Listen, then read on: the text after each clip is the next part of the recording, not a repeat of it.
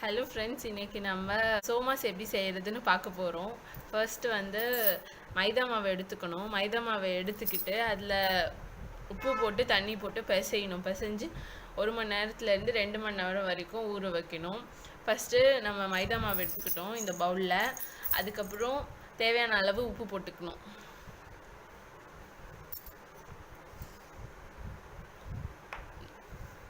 இவ்வளோ உப்பு போட்டுக்கிட்டா ஓகே, அவ்வளோதான். இப்போ நம்ம வந்து தண்ணி ஊற்றி நல்லா பிசைஞ்சிக்கணும்.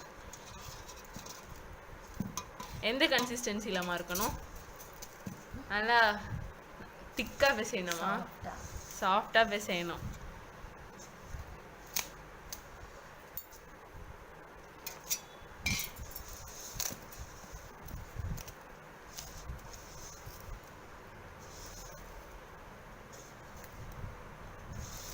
இப்போ நம்ம பிசைஞ்சிட்டு பார்க்கலாம் எப்படி இருக்குன்னு. அவ்வளோதாங்க. இப்போ நம்ம மாவு நல்லா பிசைஞ்சாச்சு, நல்லா சாஃப்டாக இருக்குது. இப்போ நம்ம 1/2 கிலோ மாவு எடுத்து பிசைஞ்சு வச்சுருக்கோம். இந்த கன்சிஸ்டன்சியில் இருக்கணும், நல்லா சாஃப்டாக இருக்கணும். இப்போ வந்து இது 1 மணி நேரம் 1.5 மணி நேரத்துலேருந்து 2 மணி நேரம் வரைக்கும் ஊறணும்.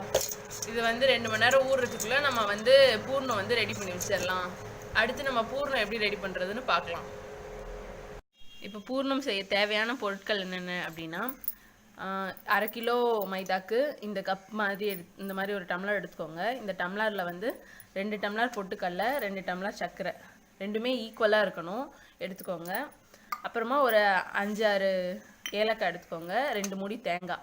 ஃபஸ்ட்டு வந்து சர்க்கரையை வந்து பவுடர் பண்ணி எடுத்துக்கோங்க. நல்லா பவுடர் பண்ணி ஒரு பவுலில் எடுத்து கொட்டிக்கிட்டு, ரெண்டாவது இந்த பொட்டுக்கடலையும் ஏலக்காவையும் ஒன்றா பவுடர் பண்ணி எடுத்து வேறு பவுலில் கொட்டிக்கோங்க. அப்புறம் இந்த தேங்காவை வந்து நல்லா திருகி நெய் விட்டு ஒரு பேனில் வந்து நல்லா ஃப்ரை பண்ணிக்கோங்க. ஃப்ரை பண்ணிக்கிட்டு அப்புறமா 3த்தையும் சேர்த்து நல்லா மிக்ஸ் பண்ணிக்கணும். அவ்வளோதான், நமக்கு பூர்ணம் ரெடி.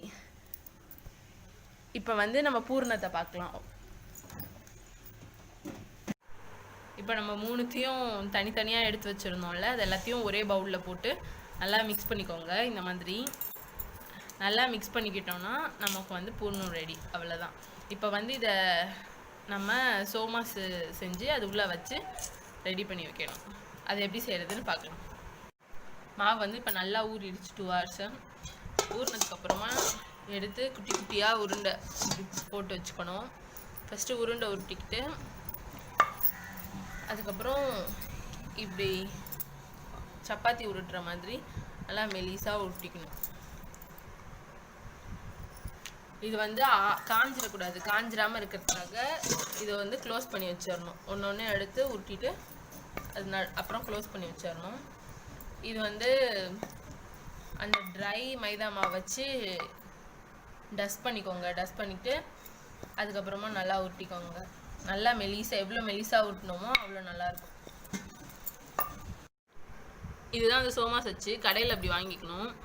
இந்த மாதிரி இருக்கும், பிளாஸ்டிக்கில் வாங்கிக்கோங்க. அது மேலே இப்போ நம்ம உருட்டினதை எடுத்து போட்டுக்கலாம்.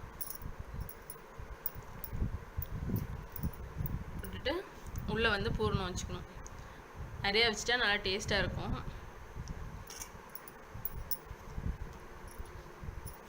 அப்புறமா மூடிட்டு சைடில் மட்டும் நல்லா ப்ரெஸ் பண்ணிக்கிட்டு சைடில் இருக்க லெஃப்ட் ஓவர்லாம் எடுத்துக்கணும்.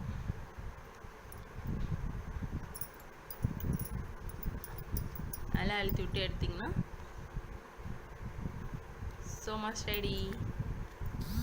இந்த மாதிரி எல்லாத்தையும் செஞ்சு வச்சுக்கலாம். அதுக்கப்புறம் நம்ம எப்படி எண்ணெயில் போட்டு எடுத்து பார்க்கலாம். இப்போ எல்லாத்தையும் இந்த மாதிரி பூர்ணம் வச்சு உருட்டி ரெடி பண்ணி வச்சாச்சு. இப்போ நம்ம இதை வந்து எண்ணெயில் போட்டு எடுத்துக்கலாம்.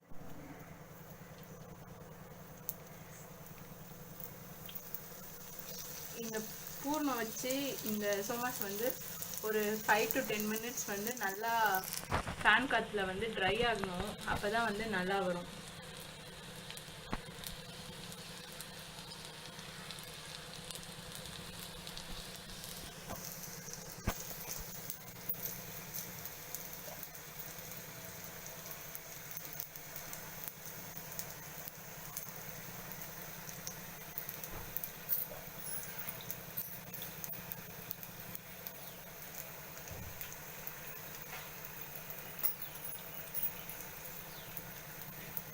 பக்கம் இப்போ நல்லா வெந்துடுச்சு. இப்போ நம்ம திருப்பி போட்டுக்கலாம்.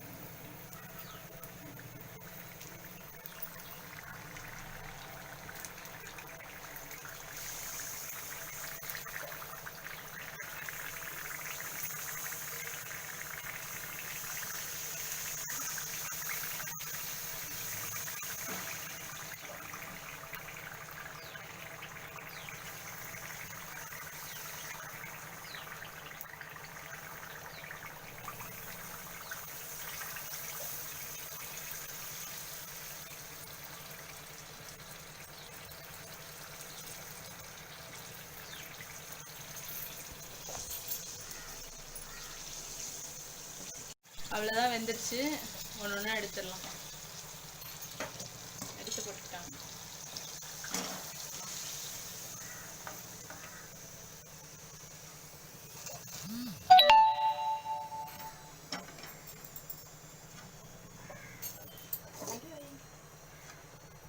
இதே மாதிரி இப்போ எல்லா சோமாஸும் போட்டு எடுத்துக்கலாம். அவ்வளோதான்.